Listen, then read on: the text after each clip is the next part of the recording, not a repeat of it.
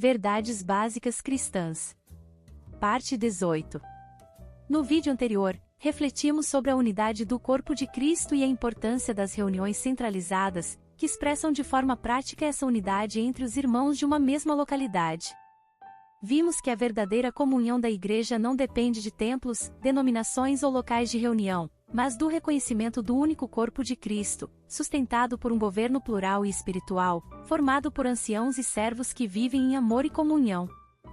Inscreva-se no canal, ative as notificações e compartilhe este vídeo com outras pessoas. Juntos, podemos levar a palavra de Deus ainda mais longe. Tendo isso como base, o vídeo de hoje avança nesse mesmo propósito de comunhão e unidade, apresentando dois elementos fundamentais da vida da Igreja, o batismo e a ceia do Senhor. Vamos ao conteúdo. Batismo e ceia. Batismo. O batismo em água representa um testemunho público do novo nascimento. O batismo no Espírito Santo ocorre no momento do novo nascimento, após a salvação do espírito do homem, quando o Espírito Santo vem habitar no espírito regenerado, introduzindo e batizando ou imergindo o homem na vida de Deus e no corpo de Cristo, a Igreja. 1 Coríntios 12 verso 13. Pois todos nós fomos batizados em um espírito, formando um corpo, quer judeus, quer gregos, quer servos, quer livres, e todos temos bebido de um espírito.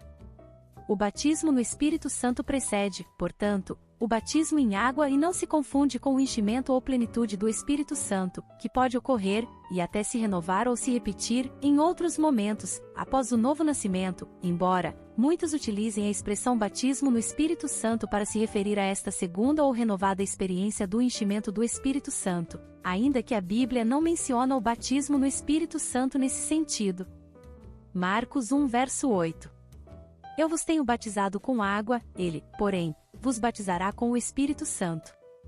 Jesus é quem nos batiza no Espírito Santo, e somente em seu próprio batismo, o batismo em água e o batismo no Espírito ocorreram ao mesmo tempo. Mateus 3 versos 16 e 17. Batizado Jesus, saiu logo da água, e eis que se lhe abriram os céus, e viu o Espírito de Deus descendo como pomba, vindo sobre ele. E eis uma voz dos céus, que dizia: Este é o meu Filho amado, em quem me comprazo. Alguns associam a menção ao novo nascimento, quando Jesus conversou com Nicodemos, como se referindo, também, ao batismo em água e no Espírito, mas o nascer de novo pela água não se refere a batismo em água, mas ao nascer por crer na palavra de Deus, muitas vezes também referida como água, que podemos também associar ao batismo em água, desde que entendamos, claramente, que não é o batismo em água que opera o novo nascimento. João 3 verso 5. Respondeu Jesus a Nicodemos: em verdade te digo, quem não nascer da água e do Espírito não pode entrar no reino de Deus. Na pregação de Pedro no dia de Pentecostes, o batismo em água, também, foi associado com o recebimento do dom do Espírito Santo, indicando que, logo após o arrependimento e a fé no Senhor Jesus Cristo, já se pode receber o Espírito Santo e ser batizado em água. Atos 2 verso 38. Respondeu-lhes Pedro: arrependei-vos, e cada um de vós seja batizado em nome de Jesus Cristo para a remissão dos vossos pecados, e recebereis o dom do Espírito Santo. Todos os que creem em Jesus Cristo e se fazem discípulos dele devem logo ser batizados. Somente quem, conscientemente, creu em Jesus Cristo deve ser batizado e, por isso, não há, na Bíblia, o registro de batismo de crianças, embora alguns segmentos da cristandade adotem essa prática, baseando-a na fé dos pais, ou como um rito de entrada na aliança, sem qualquer base ou evidência na Bíblia que justifique tal prática. Atos 22 verso 16. Agora por que te demoras? Levanta-te, batiza-te e lava os teus pecados, invocando o seu nome. Atos 9 verso 18. E logo lhe caíram dos olhos como que umas escamas, e recuperou a vista, e, levantando-se, foi batizado. Mateus 28 versos 19 e 20. Ide, portanto, fazei discípulos de todas as nações, batizando-os em nome do Pai, e do Filho, e do Espírito Santo, ensinando-os a guardar todas as coisas que vos tenho ordenado. E eis que estou convosco todos os dias até a consumação do século. Atos 2 verso 41. De sorte que foram batizados os que de bom grado receberam a sua palavra, e naquele dia, agregaram-se quase 3.000 almas. Atos 8 verso 12. Mas, como crescem em Filipe, que lhes pregava acerca do reino de Deus e do nome de Jesus Cristo, se batizavam, tanto homens como mulheres. Atos 8 do verso 36 ao 38. E indo eles caminhando, chegaram a um lugar onde havia água, e disse o eunuco, eis aqui água, que impede que eu seja batizado? E disse Filipe, é lícito, se crês de todo o coração. E, respondendo ele, disse, creio que Jesus Cristo é o Filho de Deus. Mandou parar o carro, e desceram ambos à água, tanto Filipe como o eunuco, e Filipe o batizou. Atos 16 verso 15. Depois que foi batizada, ela, Lídia, e a sua casa, nos rogou, dizendo, se haveis julgado que eu seja fiel ao Senhor, entrai em minha casa e ficai ali. E nos constrangeu a isso. Atos 16 verso 33. E, tomando-os ele consigo naquela mesma hora da noite, lavou-lhes os vergões, e logo foi batizado, ele, o carcereiro em Filipos, e todos os seus. Atos 18 verso 8. E Crispo, principal da sinagoga, creu no Senhor com toda a sua casa, também muitos dos coríntios, ouvindo-o, creram e foram batizados. Mas o batismo tem outros significados, como salvação ou emancipação do sistema do mundo, que não deve ser confundida com a salvação eterna ou do Espírito, que não depende do batismo, mas do crer. Marcos 16 verso 16. Quem crer e for batizado será salvo, mas quem não crer será condenado. Morte e ressurreição, que representa o significado mais profundo do batismo, como nossa inclusão na morte e ressurreição do Senhor Jesus Cristo. Colossenses 2 verso 12. Sepultados com ele no batismo, nele também ressuscitastes pela fé no poder de Deus, que o ressuscitou dos mortos. Romanos 6 versos 3 e 4. Ou não sabeis que todos quantos fomos batizados em Jesus Cristo fomos batizados na sua morte? De sorte que fomos sepultados com ele pelo batismo na morte, igual ao que Colossenses falou, para que, como Cristo ressuscitou dos mortos pela glória do Pai, assim andemos nós também em novidade de vida.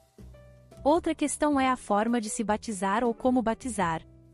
A palavra batismo significa imersão, embora alguns segmentos da cristandade adotem a prática da aspersão. A imersão é mais completa no significado de se ser sepultado com Cristo, mas se a aspersão do batismo for como as cataratas do Iguaçu, por exemplo, não faria tanta diferença entre a imersão e a aspersão, sendo o significado mais importante do que a forma. Ceia. A própria vida da Igreja implica em se ajuntar para se ter comunhão na palavra e vida do Senhor, participar da ceia, partir o pão, à sua mesa, e tomar do cálice, em sua memória, até que ele volte. A mesa do Senhor deveria ser a expressão plena da vida compartilhada e da comunhão, num testemunho de amor, unidade de espírito e do corpo de Cristo, unidade de esperança, vocação e fé, sendo o próprio Deus, o Senhor e o Pai de todos, estando sobre todos, por todos e em todos os seus filhos, que recebem a graça, conforme a medida do dom de Cristo. Atos dos Apóstolos 2 verso 42. E perseveravam na doutrina dos apóstolos e na comunhão, no partir do pão e nas orações. A ceia, às vezes é chamada de partir do pão, Eucaristia, no sentido de ação de graças por participar da comunhão, ou mesa do Senhor e representa a comunhão da vida de Cristo e a lembrança de sua morte e obra de redenção consumada por nós, até que ele venha. Mateus 26 do verso 26 ao 29. Enquanto comiam, Jesus tomou o pão e, abençoando-o, o partiu e o deu aos discípulos, dizendo, tomai, comei, isto é o meu corpo. E tomando um cálice, rendeu graças e deu-lhe, dizendo, bebei dele todos, pois isto é o meu sangue, o sangue do pacto, o qual é derramado por muitos para a remissão dos pecados. Mas digo-vos que desde agora não mais beberei deste fruto da videira até aquele dia em que convosco beba novo, no reino de meu Pai. 1 Coríntios 11 do verso 23 ao 26. Porque eu recebi do Senhor o que também vos entreguei, que o Senhor Jesus, na noite em que foi traído, tomou pão, e, havendo dado graças, o partiu e disse, isto é o meu corpo que é por vós, fazei isto em memória de mim. Semelhantemente também, depois de cear, tomou o cálice, dizendo, este cálice é o novo pacto no meu sangue, fazei isto, todas as vezes que o beberdes, em memória de mim. Porque todas as vezes que comerdes deste pão e beberdes do cálice estareis anunciando a morte do Senhor, até que ele venha. A ceia foi instituída, como memorial, no dia da Páscoa dos judeus, uma das 3 festas fixas do Senhor do primeiro mês do calendário de Israel, sendo pães asmos e feixes movidos às outras 2. Êxodo 17 verso 17. Guardai, pois, a festa dos pães asmos, porque, nesse mesmo dia, tirei vossas hostes da terra do Egito, portanto, guardareis este dia nas vossas gerações por estatuto perpétuo. Êxodo 12 do verso 21 ao 28. Chamou, pois, Moisés todos os anciãos de Israel e lhes disse: Escolhei, e tomai cordeiro segundo as vossas famílias, e imolai a Páscoa. Tomai um molho de sopo, molhai-o no sangue que estiver na bacia e marcai a verga da porta e suas ombreiras com o sangue que estiver na bacia, nenhum de vós saia da porta da sua casa até pela manhã. Porque o Senhor passará para ferir os egípcios, quando vir, porém, o sangue na verga da porta e em ambas as ombreiras, passará o Senhor aquela porta e não permitirá ao destruidor que entre em vossas casas, para vos ferir. Guardai, pois, isto por estatuto para vós outros e para vossos filhos, para sempre. E, uma vez dentro na terra que o Senhor vos dará, como tem dito, observai este rito. Quando vossos filhos vos perguntarem, que rito é este? Respondereis, é o sacrifício da Páscoa ao Senhor, que passou por cima das casas dos filhos de Israel no Egito, quando feriu os egípcios e livrou as nossas casas. Então, o povo se inclinou e adorou. E foram os filhos de Israel e fizeram isso, como o Senhor ordenara a Moisés e Arão, assim fizeram. 1 Coríntios 5 versos 7 e 8. Lançai fora o velho fermento, para que sejais nova massa, assim como sois, sem fermento. Porque Cristo, nossa Páscoa, já foi sacrificado. Pelo que celebremos a festa não com o fermento velho, nem com o fermento da malícia e da corrupção, mas com os ázimos da sinceridade e da verdade. A prática de partir o pão em memória do Senhor era feita com regularidade, mas não há uma periodicidade especificada na Bíblia, sendo, em geral, feita no primeiro dia de cada semana, mas, algumas vezes, em intervalos maiores ou em convocações para a expressão da unidade da Igreja. Atos 20 verso 7. No primeiro dia da semana, estando nós reunidos com o fim de partir o pão, Paulo, que devia seguir viagem no dia imediato, exortava-os e prolongou o discurso até a meia-noite. A morte do Senhor é anunciada pelo vinho de um lado e o pão do outro. Lucas 22 verso 19. E, tomando um pão, tendo dado graças, o partiu e lhes deu, dizendo: Isto é o meu corpo oferecido por vós, fazei isto em memória de mim. 1 Coríntios 11 verso 24.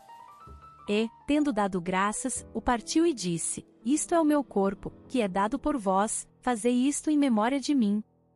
A ceia e a mesa do Senhor representam, além do memorial, a comunhão do corpo e do sangue do Senhor. 1 Coríntios 10 verso 16. Porventura, o cálice da bênção que abençoamos não é a comunhão do sangue de Cristo? O pão que partimos não é a comunhão do corpo de Cristo? Para participar da mesa do Senhor, temos que ser filhos de Deus nascidos de novo, discernir o corpo de Cristo e a unidade da Igreja ou de todos os filhos de Deus e não estarmos vivendo em pecado de forma deliberada e pública. 1 Coríntios 11 do verso 27 ao 31. De modo que qualquer que comer do pão, ou beber do cálice do Senhor indignamente, será culpado do corpo e do sangue do Senhor. Examine-se, pois, o homem a si mesmo, e assim coma do pão e beba do cálice. Porque quem come e bebe para sua própria condenação, se não discernir o corpo do Senhor. Por causa disto há entre vós muitos fracos e enfermos, e muitos que dormem. Mas, se nós nos julgássemos a nós mesmos, não seríamos julgados. Participar, sem discernir o corpo de Cristo e a unidade da Igreja, pode nos levar a participar de mesas que geram divisão ou que não reconheçam e expressem a unidade da Igreja, o que o apóstolo Paulo associou com idolatria e com mesa de demônios. 1 Coríntios 10 verso 21. Não podeis beber o cálice do Senhor e o cálice dos demônios, não podeis ser participantes da mesa do Senhor e da mesa dos demônios. A mesa do Senhor só deve ser posta, ou iniciada, sobre princípios que incluam todo o corpo de Cristo, proclamando a unidade de todos os cristãos. O pão não representa apenas quem está presente, mas deve reconhecer e incluir todos os filhos de Deus.